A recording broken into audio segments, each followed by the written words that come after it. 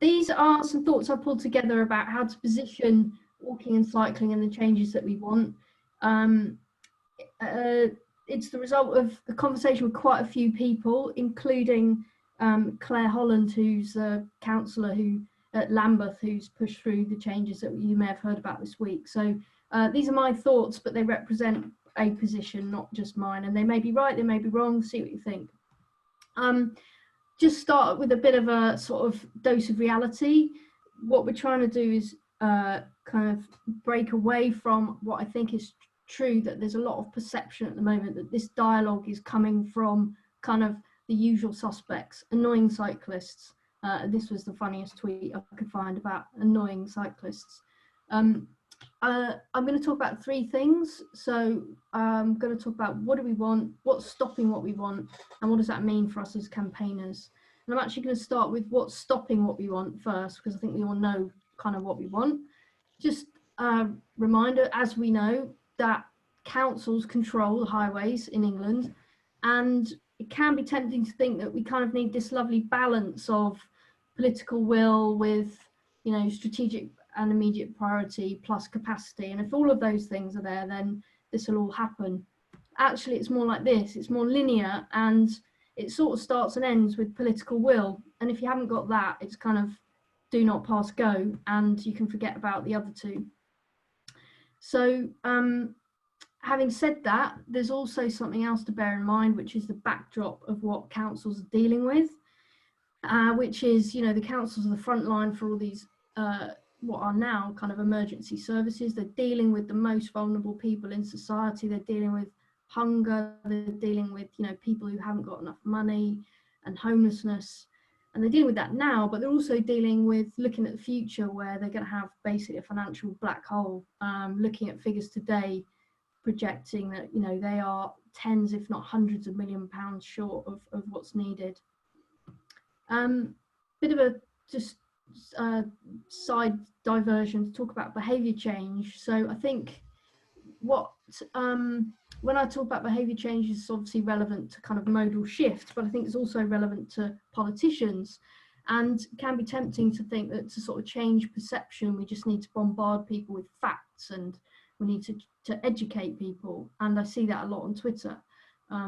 Actually, behaviour change studies show that what really works is you change behaviour by showing the behaviour that you want, and showing that the effect of that behaviour has a tangible impact. And there's a really good TED talk that I've linked to in the slides that you can read more about that. So I think this is true for politicians as well as actual mass behaviour change. So if that's kind of what's stopping us, going back to what it is that we want, well, I've done some lovely leaderboards here that I won't go through, but they are basically, this is what other cities are doing internationally, and Paris is at the top of the leaderboard, and this is basically what we want in the UK. When we look at what's happening in the UK, it was a really depressing picture until last week, with just kind of the odd thing happening. But Lambeth has come through with a series of sweeping changes, and today Scotland have announced a £10 million pop-up fund, and also Glasgow and Edinburgh have got some serious things on the go. So this is kind of what we want in every council in the country, right? So when we think about what we want, I think we have to position it in terms of like what society has been going through and the changes that have happened. Which another way of looking at that is that the dialogue about that has shown what the values are that we now hold about kind of how society has changed, or indeed what it is that we don't want to lose, because actually a lot of advertisers know that the way that you persuade people is more about making them think they're going to lose stuff than what they're going to gain. So these are the things that we don't want to lose, right? We don't want to lose clean air, healthy streets, etc. But also, you know, that community connection and maybe the value that our local traders have got. So it's about seeing things in a more broader way than perhaps some of the sort of narrow walking and cycling advocates can sometimes come across. So what else do we know that's changed? So there's a lot of things have changed, and we need to bear all these in mind as well. So we know that physical distancing is going to remain for a long time. We know that less traffic has actually meant that some drivers are more dangerous, and that we're hearing a lot from police and doctors about this. we know that public transport has plummeted and is likely to stay low for some time. So actually the way that we've arrived at fewer car journeys isn't by more public transport, it's by people not driving. So bearing all of that in mind, and I'm galloping through, but how do we frame walking and cycling in this landscape? And I think we have to do it again with two key points. One is that it's got to be about helping keep people safe and well, and it's got to be about helping communities thrive. And I think if we go anywhere else right now with it, we're in danger of losing the political will that we're looking for. And so arguments that are based around, well, it's great, you know, the roads are closed and isn't it brilliant, and my kids are out cycling, I don't think they're going to hold traction in areas where we don't have that political will already. And even arguments around it's a long-term strategic win, I think you need to save those for once those previous arguments have been won. So that's a kind of do not pass go with those yet either. I've based some of this on looking at how Lambeth have positioned their changes. And these are the 6 key principles that their business case that was voted through last week has been built on, which, as you can see, is all about that health, all about those 2 things that I picked out. And they only really talk about the long-term strategy, which, as we know, is about climate change and long-term behavioural change, in that 5th point. So bear that in mind. I've picked out this quote here because I think it is really interesting when you're thinking about that longer term point, is that actually for all the other areas that councils are dealing with, the councils are going to be trying to get back the business rates, get back council tax to what they were before. When it comes to transport, that's the one area that they're not going to be doing that for. And I thought it was really well, this is a quote from that business case and it's really well put. So in general terms about framing the future, there's a lot of theories and stuff you could read about this. Again, there's a link in this slide to a longer piece of work on this, which I really recommend anyone reading who's interested in this. But I picked out these 3 key points, and I pick out the first one as the most important, which is delete from your vocabulary any words that use the phrases seize the moment, opportunity, bandwagon, we must do this, it's a no-brainer. Delete all of those things, because this has got to be about those 2 things that I mentioned and working together to create a shared future. And that 3rd point I think is really important, because it contains within it a kind of element of choice. You know, we're working on this, we get this right, we could do this. That sounds a lot different, doesn't it, than sort of putting stuff out there that's, well, why aren't we doing this, aren't we stupid? So what does this mean for campaigners, and really importantly, who we get to advocate for change? Because I think this is a massive thing that we need to change tack on. So the first point is it's got to be about keeping safe. Well, in that case, who do we need to hear from? We need to hear from doctors, we need to hear from police chiefs, union representatives, you know, people who are helping keep people safe. And there are campaigns out there from those people around road, you know, some of these issues. So we need to amplify those more perhaps than perhaps doing our own thing. If this is about communities thriving, then who do we need to hear from? We need to hear from traders, we need to hear from mutual aid groups, food banks, charities, local community leaders, maybe like religious leaders, not just, you know, walking and cycling advocates. And the final point, this is about non-cyclists. You know, this is a key point of Chris Boardman's B Network plan. It's not about people who already cycle, and this agenda has to be that as well. And key workers are at the top of that list. So coming to the end now, I think a lot of that applies to sort of local campaigning, but I think what we're missing at the moment is some campfires, if you like, to all gather around at a national level, whether that's in England and Scotland and Wales or at a UK level. And I think one that really sort of stands out to me where we could do that with, because it really plays to that safety community angle, is around the 20-mile-an-hour speed limit. It already has a bunch of doctors trying to support that, and there's some high-profile police chiefs tweeting about it regularly, but also perhaps arguing for reallocation of road spending, and I think slightly trickier to pull off, but you know, the ban on pavement parking, which the English government was about to consult on again, why not just speed that up? And should we have a national campaign around that? You'll all have your own ideas. Just lastly, I do believe that actually that if we advocate for this in the wrong way at this current time, we're actually not only it's not gonna work, it's actually risks doing harm. And I put myself in this category. I've definitely sent tweets which now I think that won't have helped, because these are some of the phrases that I've heard from counsellors. Oh, it's just the usual suspects moaning, this is an inappropriate issue, and this last one is more about like where we're going next, which is they've got this huge economic problem to dig us out of, and they won't want to do anything that harms that. But I think all of those things are a lot easier to manage if you remember that really this is about getting that political will on board. So lastly, there are areas in the country where the political will is there, and I've been hearing that there are big things happening behind the scenes, more so outside of Greater Manchester, unfortunately, than within. But so I think these final points for if you are in an area where the political will isn't necessarily there, it's about actually we should probably stop sending messages that don't play to the framing that I've put in there, because I think they're harming what we're doing.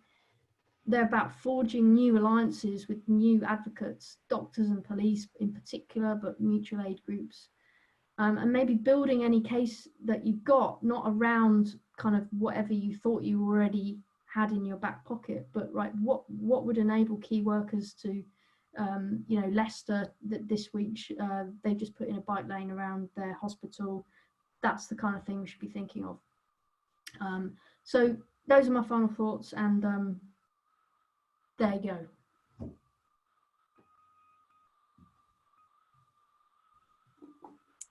Thanks for that, Claire. That was great. Just a couple of observations from me before I open it up to everybody, because I get that because I run it.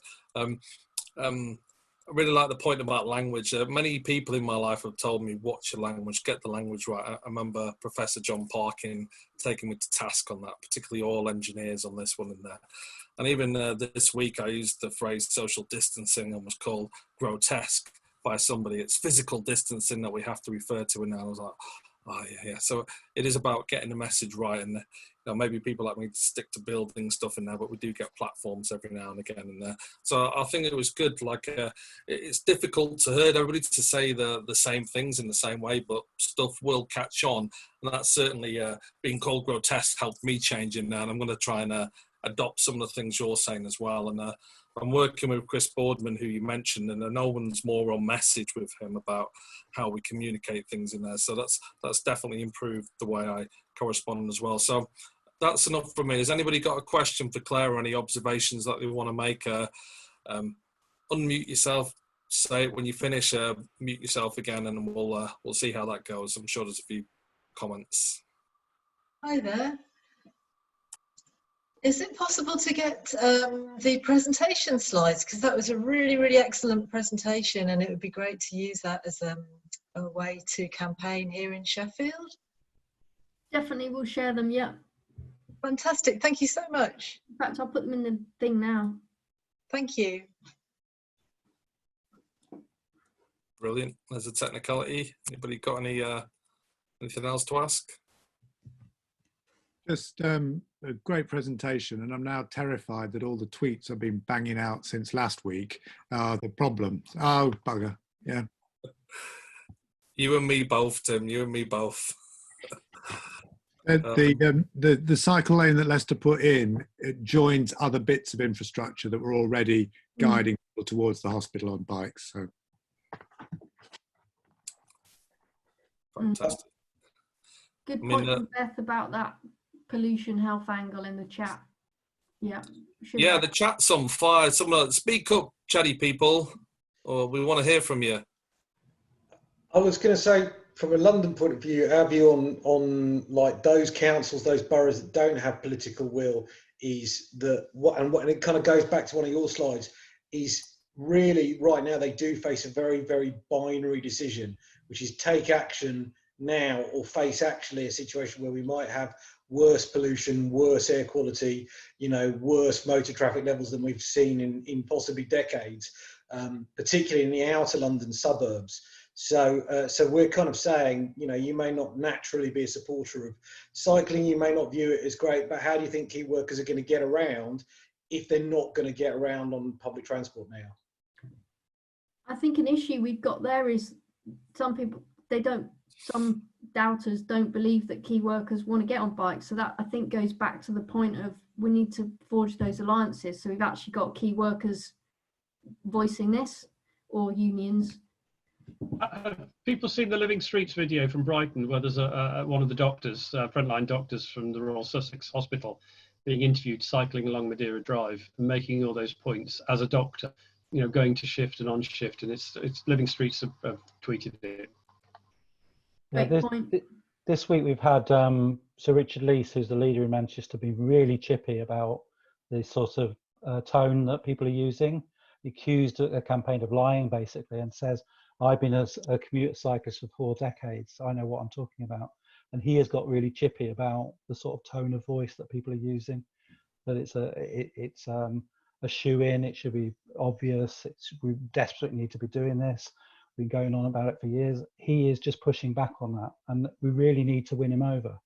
And so we need to be really careful. There's absolutely right about that. Can we pick up on that, actually? Sir Richard Leese was talking about trees, not cars, pedalling on roads. He was. And I think specifically, you know, we got that. You know, we just got to make sure that that everything is backed up, isn't it? Yeah. So, I spoke to a few councils in the last 2 weeks, and I mean, it seems to me like one action is you're saying, look, there is a need for a transport action plan. That's not, you don't have to necessarily say what has to be in it, although pavement widening, like even for the most politically difficult pavement widening, seems to be it. And then at least you've established the idea that transport will change, and that you also can do things quickly, even like campaign for a transport action plan. And the second thing is then, while that's happening, because some of those action plans are going to take 2-3 weeks to create, is how do we amplify the voice about key workers? You know, can we parcel up stories like Leicester, Brompton giving bikes to Barts in London, and actually make sure those become real stories? Like, and I don't mean Twitter sphere stories. I mean, how do we turn that and box that up into something that the Evening Standard, the Mail, and others run as a proper story? Third point, just a quick question, was what we did very effectively when 4 or 5 years ago in London is we commit, at the moment we're all looking and pointing at an Ipsos Mori survey in China and then an Auto Trader survey in the UK. And I just wonder, does anyone know of large organizations that are going to commission a survey around this? Because a well-worded YouGov survey done by phone can be done very quickly, which takes people through a series of questions, may give us then an evidence base that's enough for a national news story that gets run again.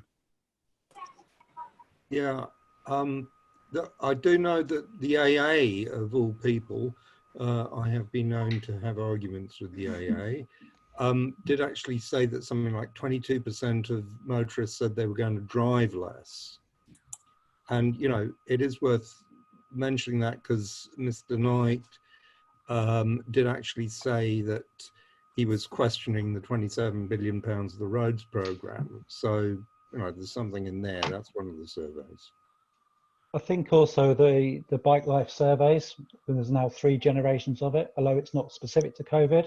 It's got all the stuff in there about people's attitude, even people that are non-cyclists, people that they want investment in that area, they see it as dangerous, etc., etc. That's a really, really strong, quite large survey of the broad population and their approach to active travel, and we shouldn't not use it. Lucy Marstrand, get your name right. Hi, yeah. Hi, thank you. Sorry, I'm a bit new to Zoom, so I'm just getting my head around this. Yeah, I thank you very much for that presentation. That's really helpful. I just wondered if I'm in an authority, Merton Council, and I think it's fair to say we're kind of at the beginning of looking at how things are going to shift in the future in terms of walking and cycling. And with an authority that isn't particularly engaged with things like low traffic neighbourhoods and stuff, I just wondered what's the first thing, Claire, or Claire really, that you would recommend in terms of gathering people together, or what would be the first thing that you do with a fairly blank canvas, if that makes sense? Well, I mean, I swapped emails with Claire Holland, who's the deputy leader in Lambeth. So it's sort of more, you know, she's someone perhaps you should speak to. And what she was saying was that they had sort of these two things in mind. One was the immediate measures to enable physical distancing on pavements. Yeah, was the sort of like, that's in the short term. So if you look at the actual measures that they're putting forward, and then the sort of slightly, if you like, bigger picture stuff, it's more about filtered neighbourhoods. That's more about enabling their longer term transport shift. So perhaps seeing it in, I don't know if that's helpful, but that's certainly where that was their focus. And can I just come in? Can I flag up something as well, mate? Yeah, I'll let Simon in first, Stephen, and then you come in next. Cool. Hi there. Yeah, so I've been working very closely with Councillor Holland in Lambeth, and I wrote the strategy paper. I think what we originally were going to just go and thank you. We were originally just going to go and do something, just go and stick in an intervention. And I actually said, well, that's great, but it would be worth spending literally one day to write a strategy and say, so that we had some clear rationale for what we were doing and to try to set it in the right way. And Claire, for those of you that know her, is a very good leader, and she's a very clear thinker. And she immediately said, we need to frame this in the right way, and that is about road danger. You know, forget anything else. Don't talk about cycling. It's about road danger. If the footway's too narrow, you've got to step into the carriage where you might get run over. And people, that resonates with people. From my point of view, I also wanted to talk about the different things we need to do at different times. So we need to do some things right now, and we need to do some things in 3 months' time. And I just, the other thing was, it doesn't have to be a load of new stuff. If you've already got your transport strategy, really, it's about accelerating what you've already agreed and has already been justified. So, yeah. Can I just come back to you on that? So that's really helpful. Just in terms of, so I have approached councillors, and one of the things they were concerned about is putting in something in a kind of ad hoc way. And so, as you say, doing it as more of a policy or a plan, a wider policy or plan. But the other side of that is they were concerned about putting in stuff that hadn't been properly consulted on and wasn't part of a bigger low traffic neighbourhood which hadn't been consulted on.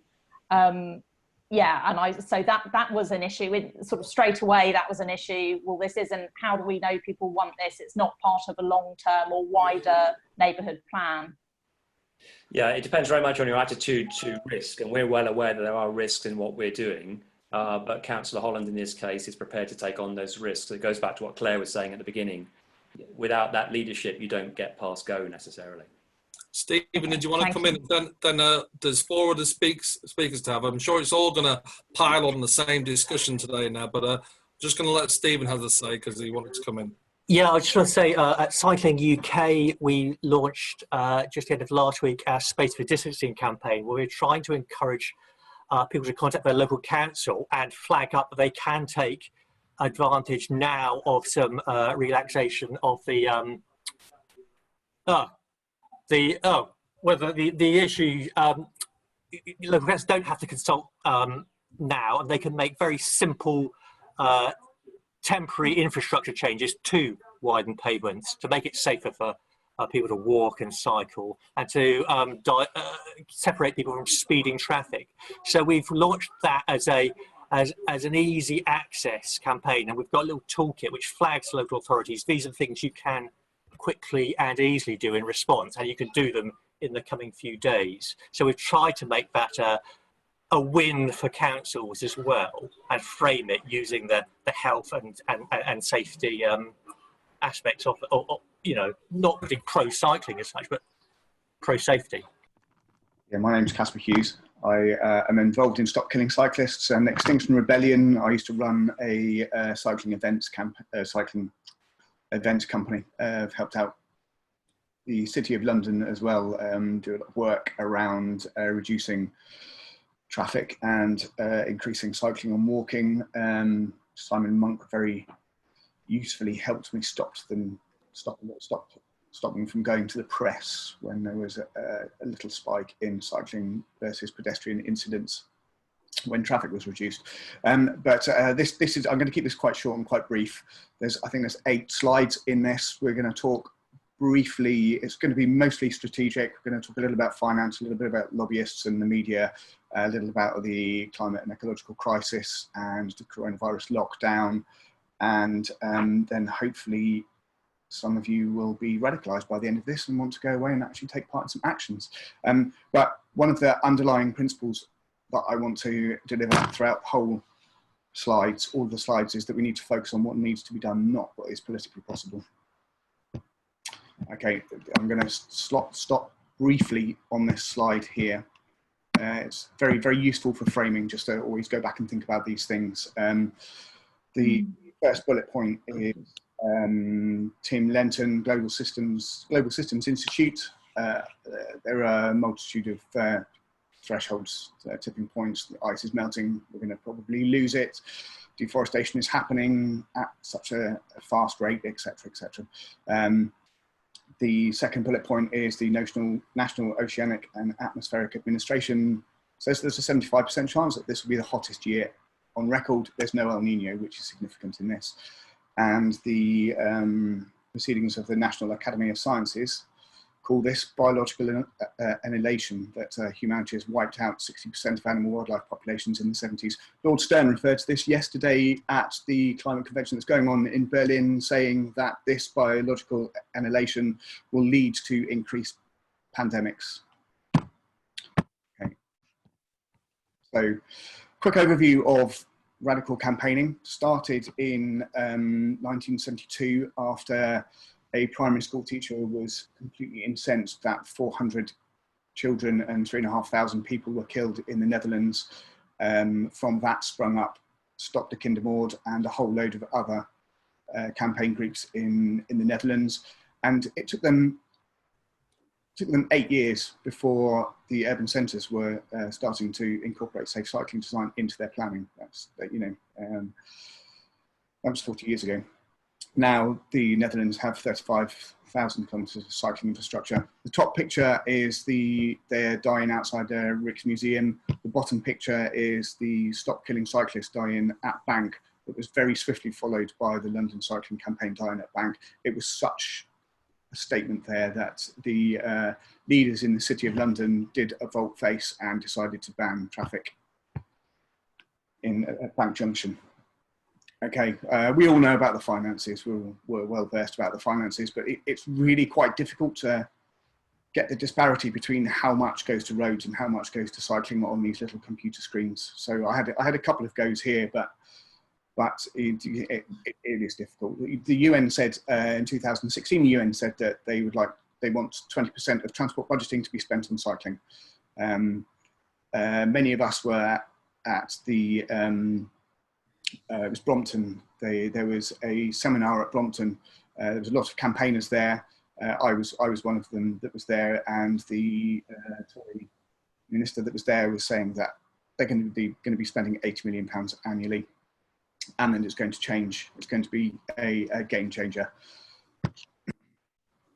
Whereas the reality is that if we wanted to be zero carbon 2025, it would cost us around about £60 billion a year in order to do that. And the current rate of spending means that we're hundreds of years away from where we should be, roughly about 400 years. Away from where the Dutch are now, of course. They'll have accelerated away again in 400 years' time. Okay, so a slide sort of comparing the lockdown, coronavirus lockdown, and the climate and ecological crisis. The current lockdown is a short-term lockdown. There's, the current crisis is a short-term crisis. There's every likelihood that it will last a couple of years, whereas the climate and ecological crisis could last millennia. You know, we have no idea. We're never going to go back to how it was. The levels of preparedness for both was exceptionally poor. Where am I here? Right, fine. Okay, yes. It was so poor, it's going to cost us thousands of lives over here.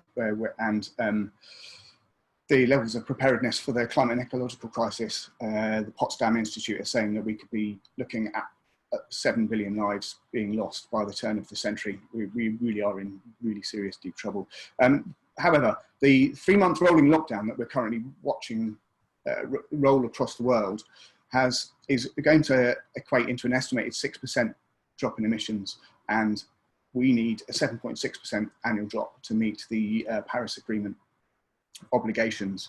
So, you know, it's manageable. The 6% drop hasn't been managed. It's, you know, it's been forced on us, and it's been forced on us very, very quickly. A 7.6% annual drop, we can manage that. And, you know, we can look back at this 3-month lockdown period. It's likely to be 3 months, and work out how to manage it over annually. Basically, it needs to be 7.6% year on year. And part of the reason that this lockdown has happened so quickly and so swiftly, and people are adhering to the rules, is because the media have given society the social permission to accept the radical changes that we need to accept in order to deal with this disease. Okay, the next slide is about media and lobbyists. Just changing my Zoom things here. Right, here we go. So this was touched upon last week, actually, in Ideas with Beers, and I noticed a few people, including Simon, chat about Fairfield UK afterwards. They openly boast about this, the £100 billion that they've saved in tax. You know, it's £100 billion that we desperately need at the moment. The NHS, of course, could be doing a lot of good with that. But they are in partnership with the corporate mail, the corporate media. Even the Daily Mail have been attacking speeding, the police for prosecuting speeding during lockdown. And the lobbyists and the corporate press work in tandem. You know, the corporate press legitimise Fairfields UK, and then you see that just seep out through the rest of the press. And much of the other press wouldn't go near them if it wasn't for the fact that they were legitimised by the Times and the Telegraph and what have you. And you know, this, we sort of touched upon this a little bit last week, but I would love to see all of the cycling campaigns in the UK have a united front to combat the car and fossil fuel lobbyists that are causing us such atrocious problems. Okay, just a couple more slides to go. This is about one thing I'd love to people to take away from here is that non-violent direct action works. We've seen it work. We've seen Stop Killing Cyclists over here. We've seen Stop Kindermord. You know, there's a myriad of examples around the world in many theatres where we know that non-violent direct action works. I think the point to reference here is that social science shows that approximately 3.5%, if you can get approximately 3.5% of the population involved or supporting non-violent direct action, you can instigate radical systemic change. So what I really want people to go away from this and think about is supporting their local non-violent direct action groups and encouraging them to tackle transport issues, because we just can't go back to what it was. And last slide, I nicked this from Laura Laker's wonderful piece in the Guardian earlier on, this picture of the Mail. And you know, we should be considering going away and working with people. I think Make the Lanes is a really good bit of direct action at the moment. Doing Make the Lanes outside the NHS, it reinforces what Claire was saying earlier on. On the roads leading to the hospitals in Exeter, there would be a fantastic opportunity to make the lane. And you know, it's a brilliant bit of non-violent direct action. Installing guerrilla infrastructure is another one. Critical masses are fantastic. They're disruptive. You know, you're almost in a sense guarding the more vulnerable people on bikes as they're able to cycle around a city as they should be allowed to. And what we found incredibly useful is marking fatalities with die-ins outside local authorities. When we switched it to outside local authorities, that sped up the process of change. And that, folks, is the last slide. Thank you very much. Yeah, thanks very much for that, Caspar. It's yeah, we can never forget the bigger picture in all this one, and you've summarised that quite nicely, what it all means. Sorry, my daughter's screaming up the stairs to me then. So I'll quickly pass over. Has anybody got any questions for Caspar? Yeah, it's kind of comment, and that is, don't forget there was a big anti-road building movement in the 90s, which a lot of us took part in, and which did have some short-term benefits, but everything was rolled back. And I just wanted to mention that. I mean, I have seen people saying on Twitter, I've got the local Extinction Rebellion people offering to get involved. Should I get involved with them? It's up to you. I mean, I would argue that you have to be very, very careful, as the first presentation said. If you are going to get involved in anything, do make sure that it is, properly socially distanced and all the rest of it, because the hate mail and all the rest of them will be willing to get, stuck in and oppose everything. But anyway, okay. No, that's great, Bob. Any other comments or observations from anybody? I was just going to say, I mean, much love to Caspar and the crew that he rolls with. I think, there's several comments of people talking about kind of these kind of demonstrations of direct action being perceived as the kind of this just the cyclists again or whatever. But actually, we need good cops and bad cops. I work for LCC, and it's my job not to be, on the front lines of direct action, but to be talking in the corridors of power, as it were. But it is very much, we need both. We need the Caspars of this world. We need lots of people out doing direct action, as well as and kind of pushing what is it called, the Overton window, at the same time as other people are going, those scary lot over there will go away if you just deal with us nicely, etc. So there are, you need to have a bit of a pincer movement at times. Yeah, agreed.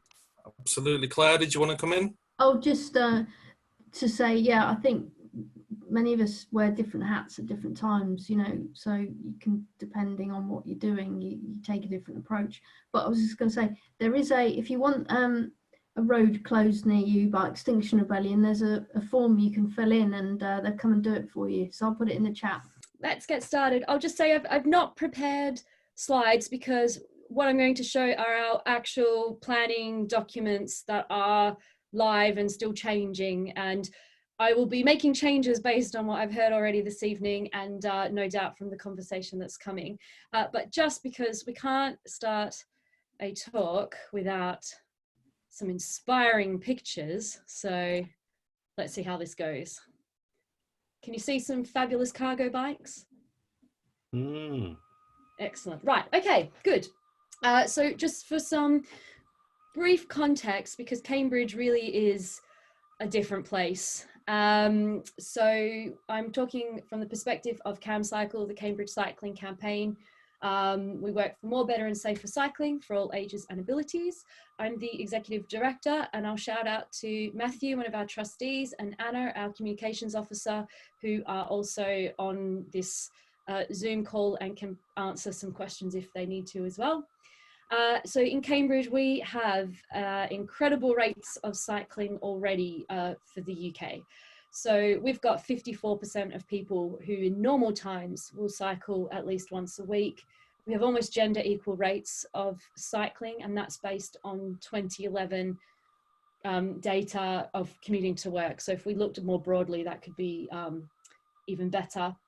We have our huge cycle parking with nearly 3,000 spaces, and particularly relevant at the moment, we have a huge hospital called Addenbrooke's, and this hospital has cycle parking for about 3,000 cycles, and it isn't enough on a normal day, and it is actually full still during this lockdown or this crisis. So that's about the most I've got in terms of slides, but as you can see, we've got fabulous cycling already. And I'd say that Cambridge might be one of the few places where cycling rates have actually declined in response to the pandemic, because so many people aren't cycling to work. We probably have some leisure cycling that's gone up, some key work cycling that's gone up, but with so many people staying at home, we'd actually see that cycling rates are down at the moment. But lots of new people are taking up cycling. Excellent. Now I'm hoping you're still seeing the right screen, which is Spaces to Breathe campaign. I'm so sorry, I can't see what I'm showing you, so you'll have to tell me if that's working. Yeah, that's fine, that's on screen. Excellent, thank you. Right, so what we've started with, and really only a few weeks ago, we've been quite conscious about not coming in too early with our campaigning, because it wasn't the right time. And if we start talking about cycling, we'll just get that, well, bloody cyclists, you know, this isn't about you. But I have really noticed in the past couple of days that now it is about us, and this conversation is really starting to take off. So we were talking about how can we create a campaign that isn't about cyclists. And as we know, our campaigning for cycling isn't actually about the bike. It's about the changes that we can have in our cities and our societies if we have sustainable transport, if we have that independence of movement. And that is the same now, but with even more at stake. So, oh, there's the group chat there. Right, so we were trying to think of how, you know, what can we do that brings all of that in? And we came up with Spaces to Breathe. And with this Spaces to Breathe campaign, we have 3 phases. And what we're noticing now is we're already emerging from phase 1 into phase 2. And I think that we've had some really great context already provided. And this is, I guess, more tactically what we're trying to do. So it's really important for us that we're campaigning for space for people to get their essential exercise, to make that. Can I zoom in a bit? I hope so. I'll just say, can whoever's unmuted themselves and are stomping around, can they try and mute themselves as well? Kills me when I edit it. I'm so sorry, I should have tried this earlier. There must be a way. You need to do it in View, but within Google. No, we can all zoom in. Just to tell everyone, we can zoom in under View Options. Megan told you. If you go to View Options, we can zoom in. I just had it. One moment. I had it. Here we go. Correct. There we go. Excellent. So what we're trying to do is really make the point that we need that space for social distancing, but that there will be more phases that come after this immediate crisis. And also really thinking about who are the people that we need to be getting this message to. We've got our local decision makers. And again, Cambridge is going to be a bit different to other places where we already have a lot more momentum towards cycling, although in a way surprisingly not, considering the rates of cycling that we have. But it's also really about building those alliances with other groups. We need to be working with environmental groups, with like we've talked about the mutual aids, the groups representing key workers, because this isn't actually about the bike. This is about the space that we need so people can move around safely. And we need to make sure that we're getting that public support behind this so that our decision makers, our politicians feel safe in making this decision. But a really big point that we have in Cambridge is that Cambridge shouldn't even function. If you look at any of the statistics, Cambridge is a broken city. We should not be able to have the level of employment and activity that we have in this city. And the only reason that that it works is because of the number of people who cycle. They actually keep Cambridge moving. So as we emerge from lockdown, if people are not taking the bus and they're going into cars, if people, any reason for an increase in car traffic, Cambridge will grind to a halt completely. So we really need to be making sure that that's on people's radars, and for decision makers and business leaders in particular, they'll be well aware that that it's going to be a problem if Cambridge does grind to a halt. But really the message we want is something really positive about health, about our physical health, our mental health, clean air, taking that moment. as an individual, but also as a community, you know, they're calling this the Great Pause. So taking a moment to breathe is also encapsulating that. So let's talk about our phases. So we've got the short term, and I think this was covered a lot. So you know, during the lockdown period, we have to be really conscious that our messaging right now, it's about primarily staying safe and healthy and protecting ourselves and others, supporting the NHS, as well as looking after our health with daily exercise. But also, you know, we're starting to make this point that we're normally a global leader in cycling. We should be, given the rates of cycling we have, but maybe we're starting to fall behind what other places are doing.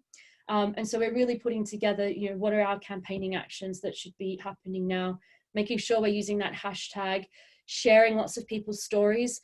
We're really encouraging people to tell us about their daily bike rides. You know, even my next door neighbor, she's just learned to ride a bike because she's had this extra time and she's really motivated to get outside. So, you know, we've got her gorgeous story that will go in our magazine, and that we'll start publishing. Really also prioritize, you know, hashtags like Cambridge Cycle Chick, Keep on Cycling Cambridge. This is about those celebratory stories and really encouraging people to go out for a bike ride. It'll feel better. Anna, who's on this call, she's done some amazing social media with great quotes. If you know, a cycle ride, oh, I've forgotten the wording, but basically go for a bike ride and you'll be in a better mood. Lots of sort of cycling is a positive thing for us to do right now. But not getting into details yet of what needs to change. We're just starting to say we need this space, but we're not distracting that argument yet with too much detail, which starts to scare people. Oh, what are you trying to do to change my environment? But that is something to come along. And I will say that our campaigning is very much talking about walking at this moment as well. And as always with all of our campaigning, I can see there's some comments here about inclusivity, and that is always consistent in all of our messaging as much as we can do. But right as we've sorted out phase 1, phase 2 is already here. This week, it's really, really firing up. You'll notice a glass of wine because it's only day 2 and it's been full on. But this is where we're now really starting to talk about when we emerge from lockdown. How is Cambridge in particular going to function? How are we going to get people to work? How are we going to stay safe? And this is very, very much about if you do need to start going to work, have you thought about cycling? Do you need help to cycle? As people are starting to get in their cars, are we going to have air pollution problems? Is this going to affect our health? You know, you were cycling before, why not keep this up? You know, maybe the weather won't be so good down the track, so how can we encourage people to keep going? So we're really, really starting to now also have these more detailed conversations with our decision makers and our stakeholders. So phase 1, we've shown cycling is, and there's Anna's great quote on the chat. You are one ride away from a good mood. Thank you, Anna. So we're starting to have these conversations now, having built that positive momentum that, you know, cycling is playing a hero type of role in this situation. People are enjoying it, but now it needs to really help us get our society moving again. And so working with counsellors to have those specific conversations about what locations, what treatments they can apply. You know, if kids are coming back to school, are they going to be able to do so safely and with a good distance from other students? And then we start to move into longer term, and this is really where the things that Caspar was talking about will start to play in. You know, hopefully the experiments that we've had in the short and the medium term start to provide that data and those stories to help us in the longer term. And that's really about, you know, we've discovered that we have wonderful neighbours and we have this great community. You know, we were able to talk to each other across the roads because we didn't have cars in the way. You know, wouldn't it be nice to keep this? I think in particular, we need to really be tapping into the conversations that we're going to have around economic stimulus, and we must be making sure that any of that stimulus spending is not on roads. It has to be on sustainable and green initiatives, in particular transport, but everything else as well. But for us, we'll really be focusing on how cycling infrastructure will be great for our economy and for our employment. And, you know, cycling is going to be part of, you know, maybe it's a bit utopian, but we need to be selling that vision. So even though that's not the message we're selling right now, behind the scenes, that's what we're working on for when that arrives. So that's really broadly the 3 phases of the campaigning. And I'll show you what we're working on immediately. And of course, very happy for all of these documents to be shared as well.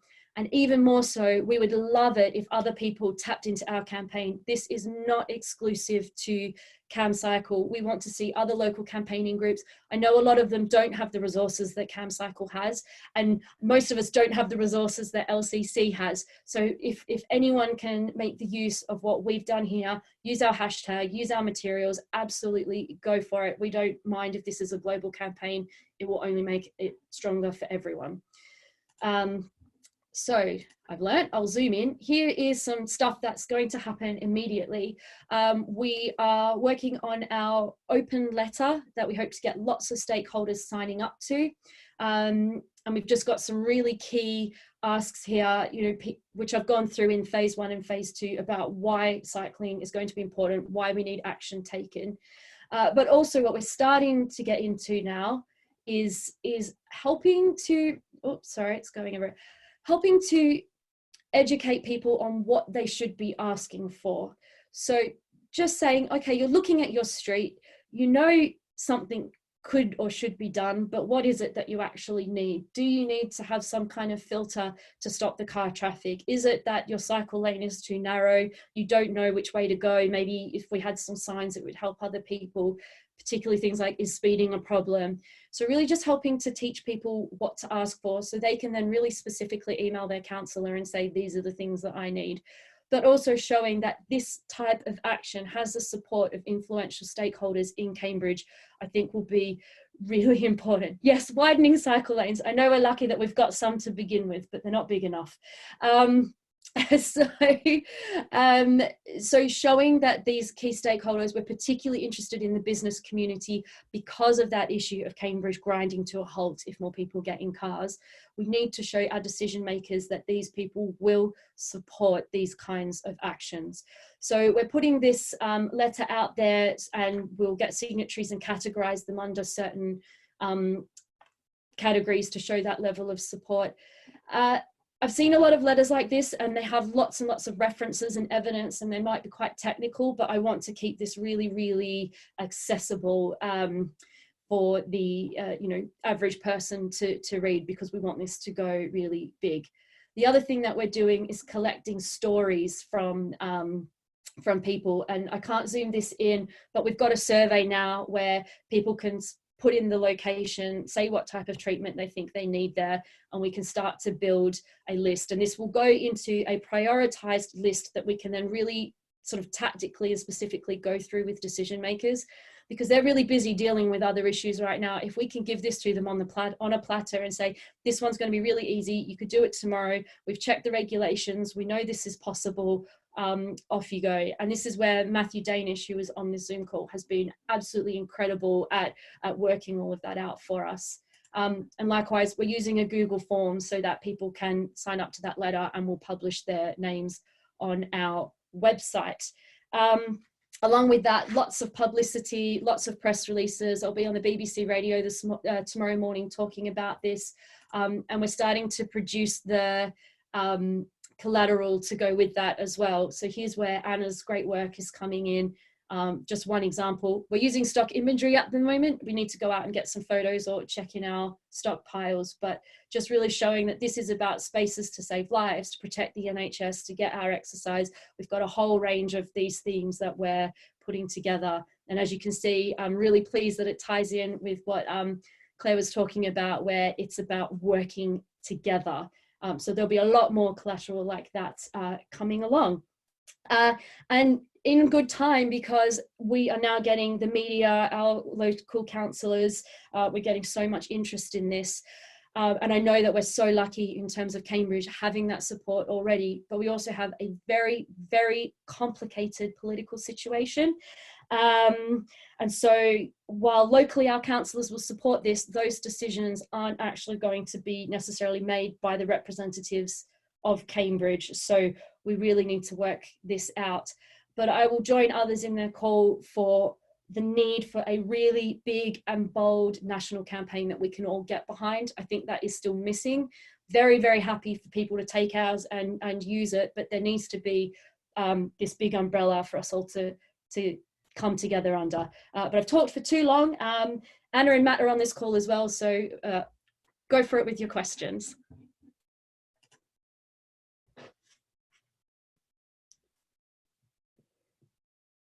Yeah, has anybody got any questions? I was busy tippy-tapping away there, but I did like the spaces to breathe one in there. Obviously, I've been working with a London Cycling Campaign on the climate safe streets, and we're hoping that becomes quite big, even if not just in London in there. So there's some really nice messaging around there, and the space to protect the NHS one's all good. It's all the right level of messaging. Claire, I can see your hand up. Come in and stop me waffling. Just, I hadn't known that about how amazing the cycling rates were in Cambridge.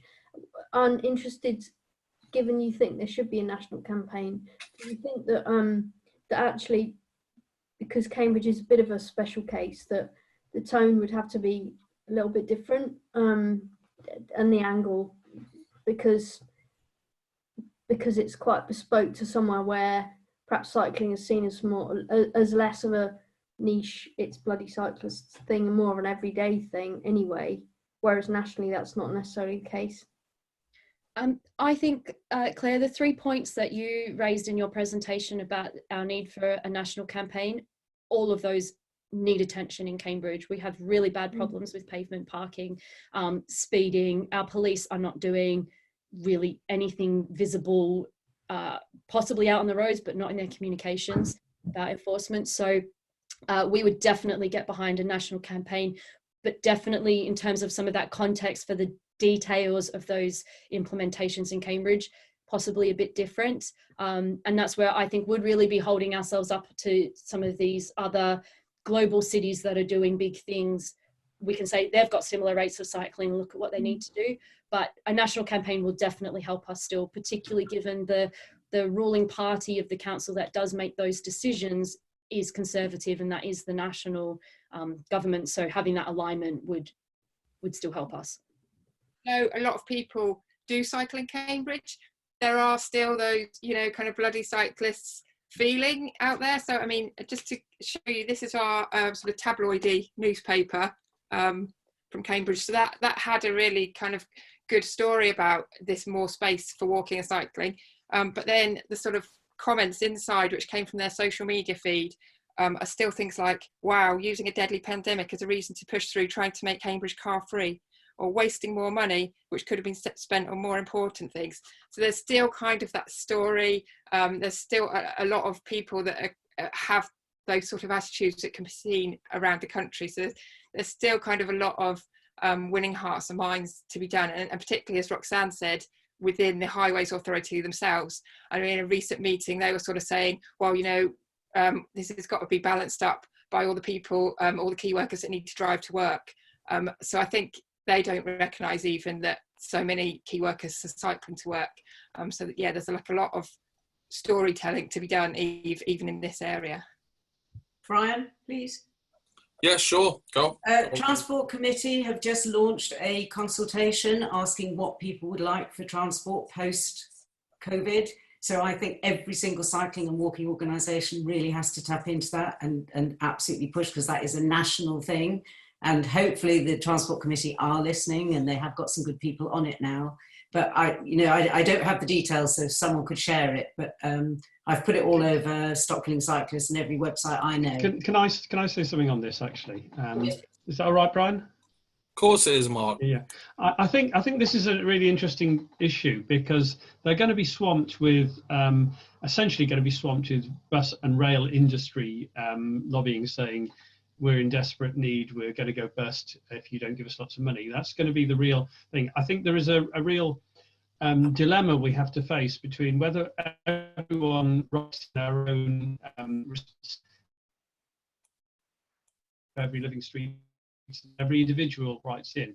They're just going to very small groups. Or I personally think if we actually work together and do big things, find lots of people, and put somebody up who can speak for us all, which will be difficult because they'll be compromised, it will actually get more likely to get a hearing than everyone writing in independently. That's my personal view, and other people will probably disagree. Haven't we got, sorry, just Jolt here from Devon. I mean, I think, we've got a Walking and Cycling Alliance. We've got national organisations. I'd like to hear what, if there's anyone from sort of Cycling UK, British Cycling, Living Street, Sustrans here, because it seems the work that, Roxanne at Cambridge has done, even just some of the imagery, I've not been seeing that coming out particularly clearly from anyone else. And that alliance surely is our opportunity to bring together some of that national voice. Just my thoughts. I've seen stuff from Living Streets. Oh, sorry, I'll just come in quickly to clarify that. I've seen stuff from Living Streets and British Cycling and Cycling UK and stuff. They put some pretty useful information out there. Yeah, I mean, maybe the question's why it's not blowing up and more members of the public are not looking at it this time might be a question. But they do seem to be putting efforts in there from what I'm seeing. It just seems a bit uncoordinated. Yeah. So maybe the alliance could really kick in. We made that point the other week. So yeah, I'm Michael Robinson. I'm coordinator of Hounslow Cycling, although I'm going to be talking about Hammersmith and Fulham, which is just down the road, kind of, from where I live. And Brian may or may not welcome the point that there's a direct link between all of these barriers in the street and his call 2 weeks ago.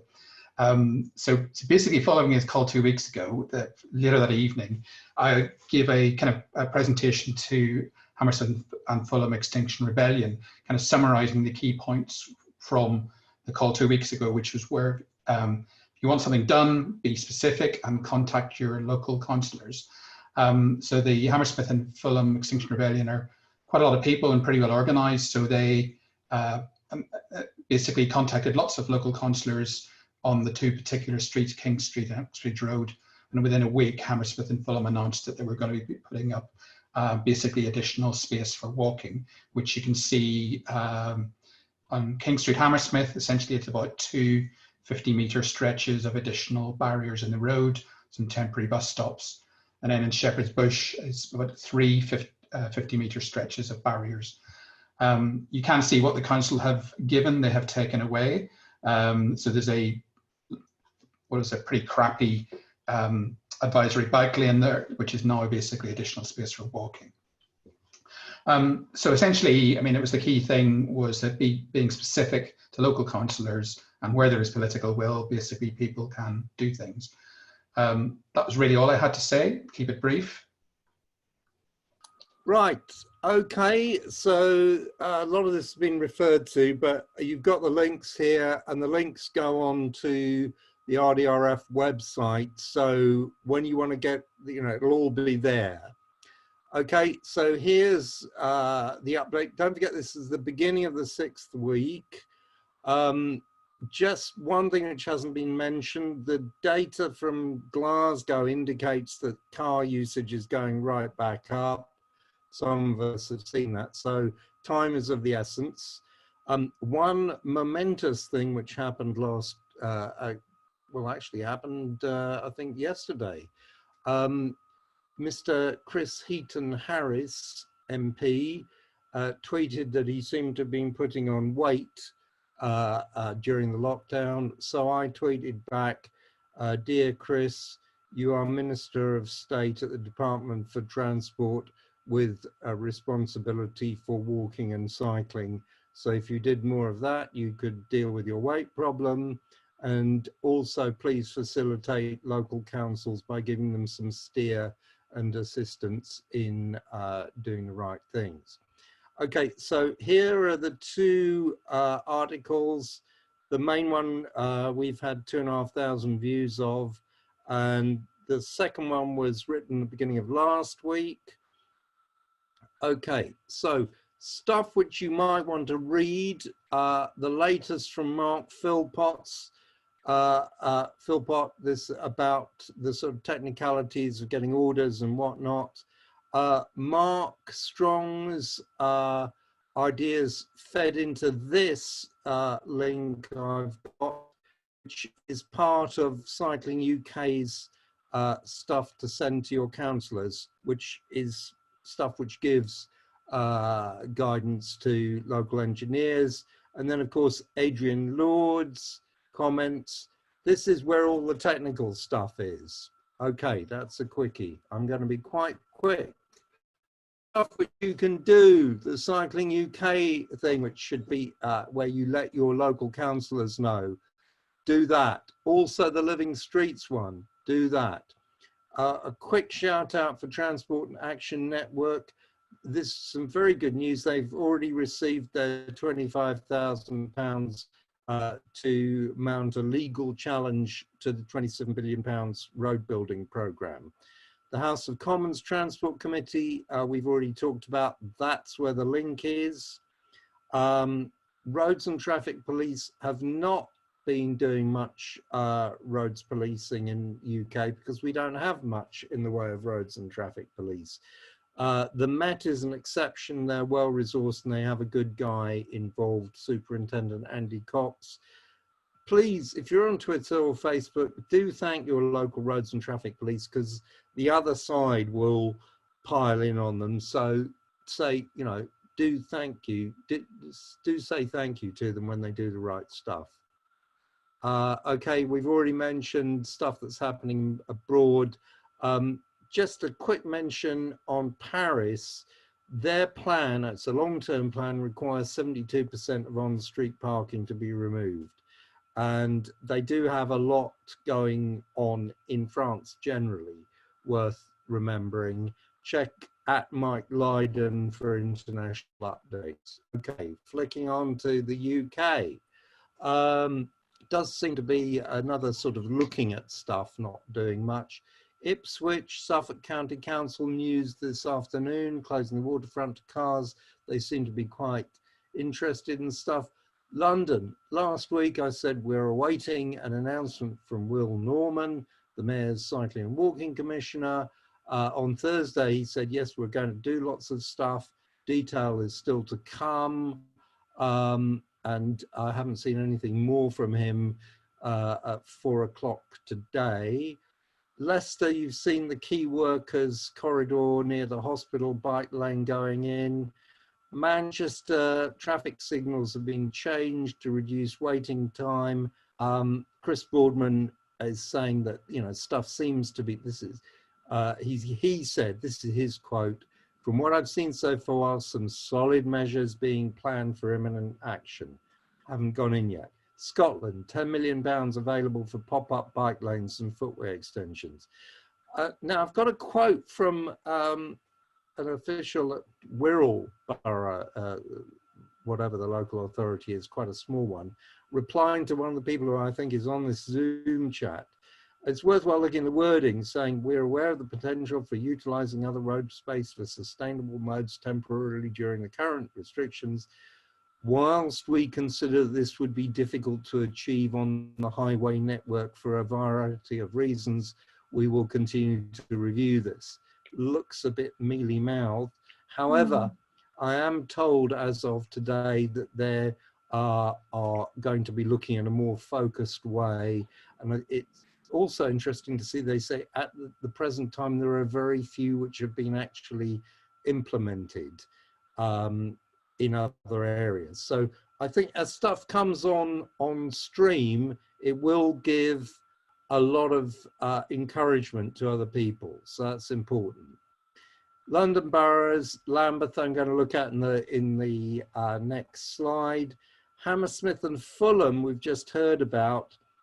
I'm not quite sure about this because, I mean, maybe we can mention this afterwards because Transport Extra, local transport today, has been indicating that they've taken out a lane of general traffic.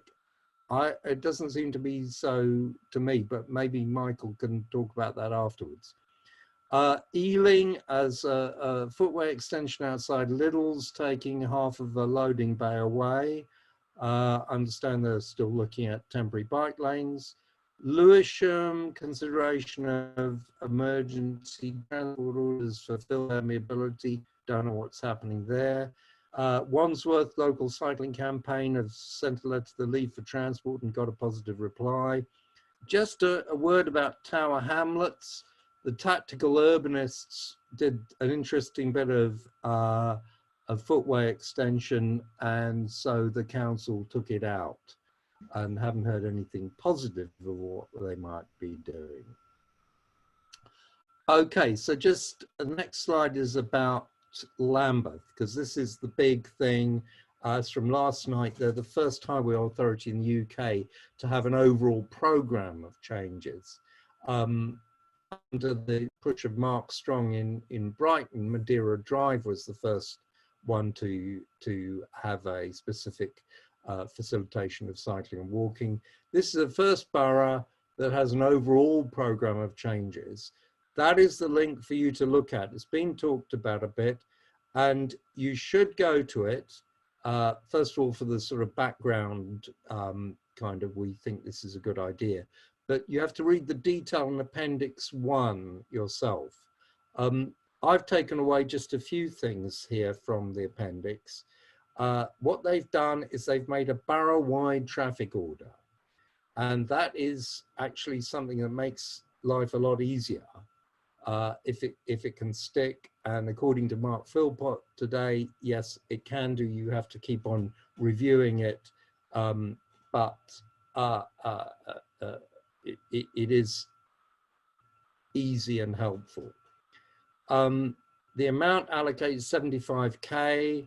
Small beer for usual highways expenditure, and if you can get recognisable change for that amount of money, that's sort of good value for money. Bit wary about some stuff about where they've said, yeah, we'll do this where space allows. Now, we do have to be thinking about this whole issue of reallocation of road space. Now, if public transport isn't going to be taking a lot of people during lockdown wind down, then we're going to expect a lot more cars. So the debate will start in earnest, because you can bet your life that the mainstream will be saying, oh, we have to take out these footway extensions and bike lanes because there are more cars, and congestion will be caused by the bike lanes. So that is going to happen if it isn't already. We mustn't put it in, they will cause congestion. So we actually have to get, be quite forceful here, saying the most inefficient use of road space is from private motor vehicles. Lambeth Council are writing to TfL for support. Now, that has to come because some of the roads in Lambeth, I think, which are affected are TfLs, but they've also recommended change to the dropping of the congestion charge and ULEZ and LEZ zones. So that's an interesting point, that the council are saying dropping the congestion charge was a mistake. You can have exemptions for NHS workers, perhaps key workers, but it was a mistake. Implicitly, they're saying it was a mistake to drop it. So my conclusion from looking at that Appendix 1 is, don't expect massive changes in Lambeth, and they will be happening in phases. So mid-May before the more noticeable ones. But this is something which includes a number of the changes which we need to have, and it is borough-wide. So, that is a positive thing which has happened. And thanks to Danny Williams and everybody else for going on about letting us know about the developments. And all those links will be on the RDRF website, which will have the bikes with beers thing taken off it. Ideas with beers. Okay. Excellent. Thanks for that, Bob. Always good to have an update in there. So at this stage, I'm going to throw the floor open, ask questions of Bob, Michael, anybody, or let's generally get a bit of a discussion going. Now's the time to say your positive piece or even negative. I don't mind. I'm good like that. Does anybody get anything that they want to chip in with? Positive, Royal Parks, Bushy Park. They've agreed to open one more of the gates because there was gridlock there between cyclists and pedestrians. And there's been a lot of negativity about the Royal Parks, but I think it's genuinely because they've seen how many little children are cycling there. It's just for those of you who don't live there, there are children as young as 4 cycling as if their lives depend upon it, and it's glorious. So they're going to start doing that from the weekend, and that I think is fantastic, and we need to applaud them for doing so. It's really good. Yeah, it's always an important thing, Ruth, and everybody to do say thank you for people who seem to be doing the good stuff, because people like Superintendent Cox are up against a lot of flack from the usual suspects. So, you know, say, you know, we like what you're doing, I'm a local resident, blah, blah, blah, and yeah. Brilliant. Toby, did you want to come in? I'm just checking out the hands up. Yes, please, Brian. Thank you. Just, I mean, it's not necessarily positive, but it's me, right? So, in no particular order, you know. So we've seen a lot more cycling recently. That's because people can't use public transport and don't have cars to a degree, and maybe because they can. So, post this, perhaps we will see a lot more driving. Maybe we'll see a bit more cycling as well, because people won't want to use public transport. The constraining choice maybe is, in some ways, it's a good thing in a way. If a lot more people drive and congestion goes up, it makes driving less attractive. Someone just made that point on the chat. Sort of in parallel to that, of course, TfL have lost all their revenue, and it's not at all clear what's going to happen now and how that's going to work. So that's something to sort of look at. And then at a sort of higher level, one of the things in the whole sort of cycling and walking discussion that's gone on for years, which I've always said, is that, you know, cycling doesn't make any direct revenue for the government. It saves money in other ministries, right? So money spent on cycling is recouped through the health budget later on, and massively. I mean, the return on investment is huge, but it's not tax revenue this year in the way that fuel duty is, or even in a sort of ways, you know, spending all that money on roads, it dishes out an awful lot of wages which get taxed. So you really need to be dealing at the place where the two budgets are conjoined, which is somewhere between number 11 and number 10 Downing Street, in order to see the value of that. Otherwise, you've got one ministry essentially saying, well, it's a transfer between ministries, right? You could look at it that way. And of course, in these times as well, they're all sort of somewhat at war with each other for budgets. So it's a very, very interesting time. There's opportunities, and it's not clear at all to me how this is going to work as it all goes forward. But there are opportunities. But I think there is a sort of underlying thing that essentially what we're saying is nothing is going to return to normal.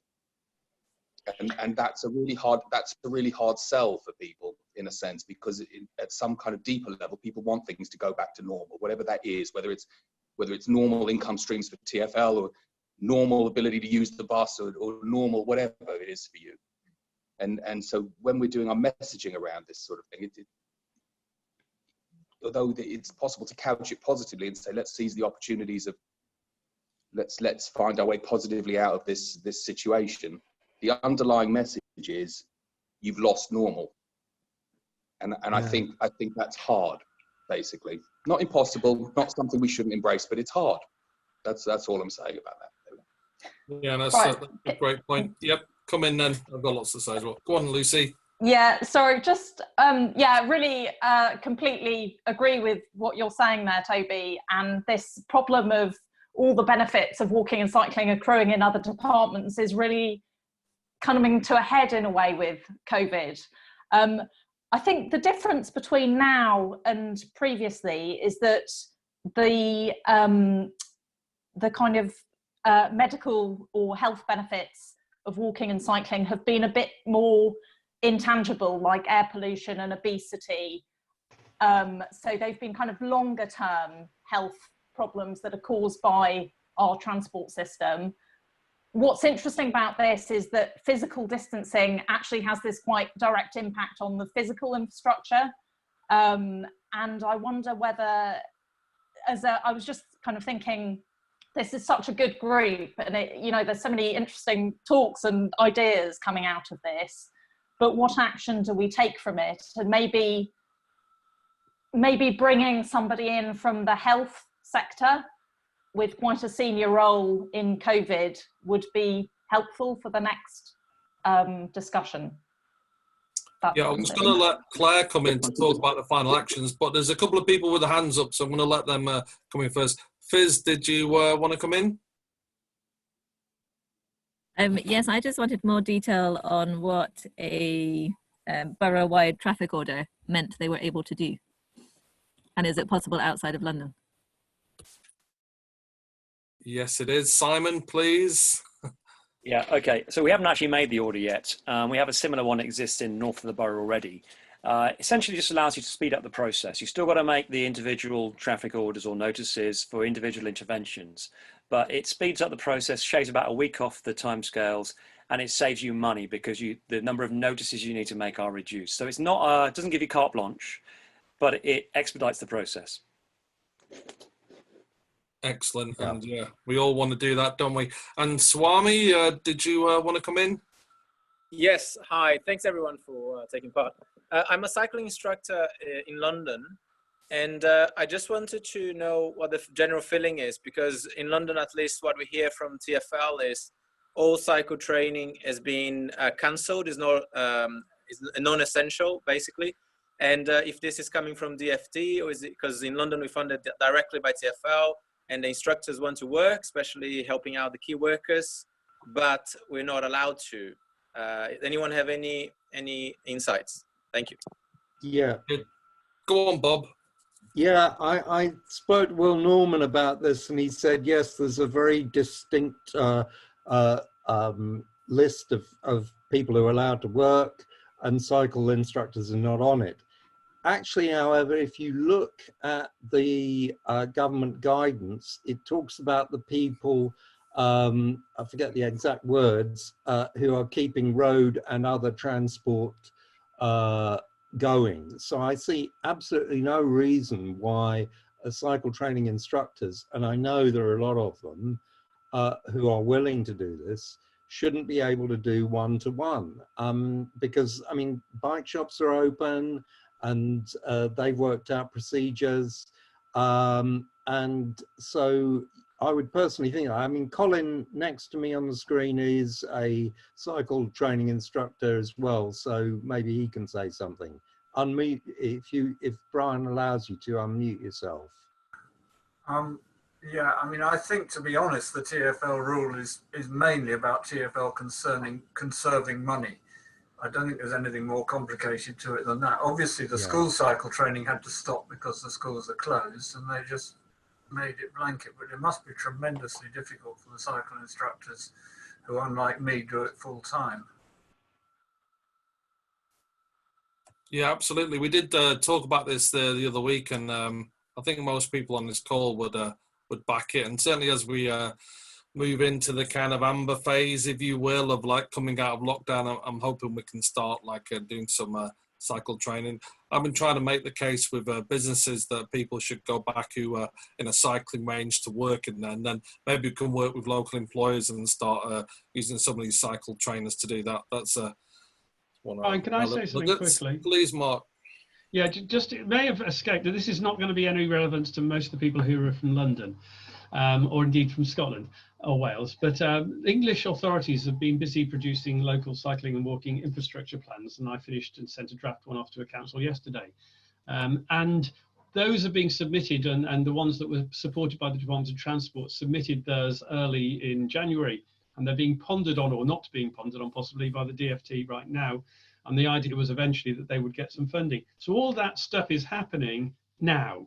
And any authority that's written, or any consultancy or authority that's written effectively an LCWIP in the last few months and hasn't really taken into account what's been changing, probably needs to rip it up and start again, actually, because it will be out of date. It'll already be out of date. And those that are preparing them need to think about whether they should be changed and done differently.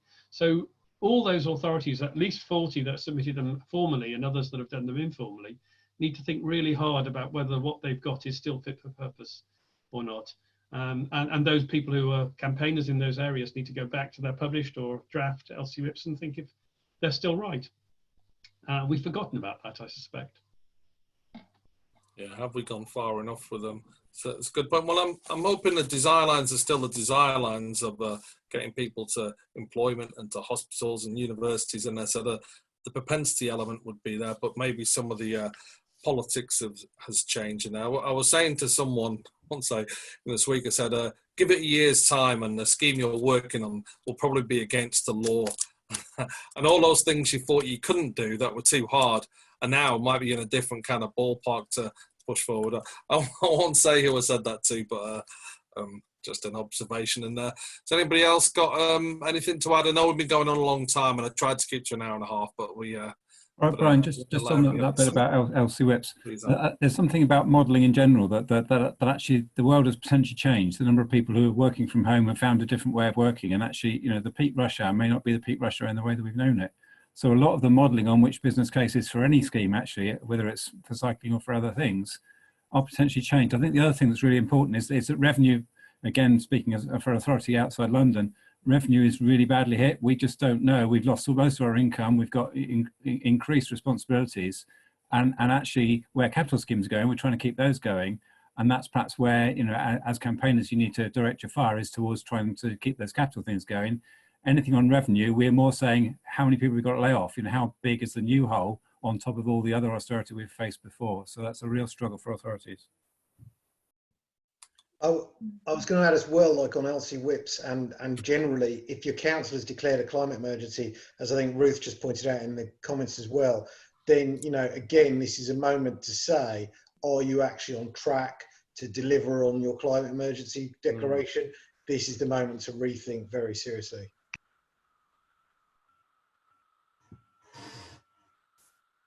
Yeah, Bob? Yeah, just a quickie about, when Toby was doing his thing, one of the things that I remember is that when you're talking about deaths from air quality and monetizing values, that's something which has happened. It's happened with road safety. It's happened, it goes into all the alleged savings with the cost benefit analysis, blah, blah, blah, which has been part of transport planning and policy for decades. Now, what's happened during this current crisis is a lot of people are saying, you had at the beginning, you had the Toby Youngs and other people saying, oh, we mustn't have lockdown. The only people almost all the people are dying are elderly. They're going to die anyway.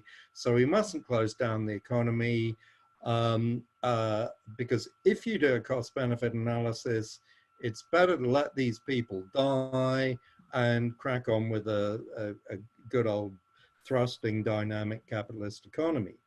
And I think there's a general feeling from a lot of people who are saying, no, we don't want to do that. What we actually want to do is we want to do the right thing, which is to not put a strain on the NHS and to try and stop people from dying. Now, if we can then say, if we can then tap into that kind of consciousness and say, look, we want to stop people from dying from noxious emissions, from poor personal health, from the climate change problems that are going to come up. If we can do that, then, we need to do that anyway, and we need to tailor the economy to that rather than the other way around. So that sort of way of moving forward is, I think, something we need to do. Brilliant. Okay, I'm just gonna because we're way over our time now. I just want to bring Claire in again to talk about potential next steps and to kind of summarise where we're going, because this is a campaigners special. I want the campaigners to be clear. So, Claire, the floor is yours to finish. Yeah, I was just sort of, it felt to me that, been on for 90 minutes and it feels like about 10 because there's so much great stuff in here.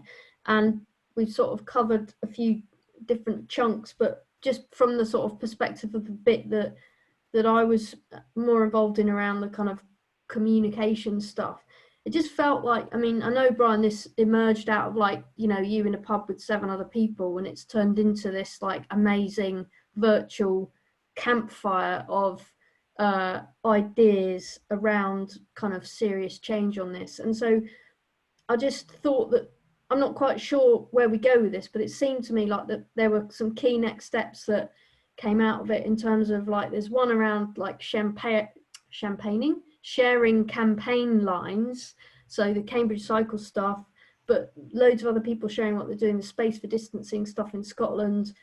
That's happening because we're all on Twitter, but I just feels like there's brainstorming a national campaign, ideally getting involved with Sus Trans Living Streets Walking and Cycling Alliance, who I don't know if anyone from them is on the call, and also the point that was raised about joining the dots with the health profession, and a suggestion for a key. Chris Paul suggested someone to come in on that. So I don't know whether that means that we kind of take that into the next one of these, or should some of us who are kind of more into this sort of go off in a little sub chat sometime, or what does anyone think? There's been a few people on the chat asking for our letter and various things. So I'll just say that hopefully that will all be published and live on the CamCycle website tomorrow morning. And absolutely take it, plagiarize it, adapt it, do whatever you need to get your campaign going. If you want to see our campaign plan, I have put it in the chat, but if you miss it, you can email us at contact@camcycle.org.uk. More than happy to share. And if anyone wants to tap into our campaign, go for it. We're happy to share.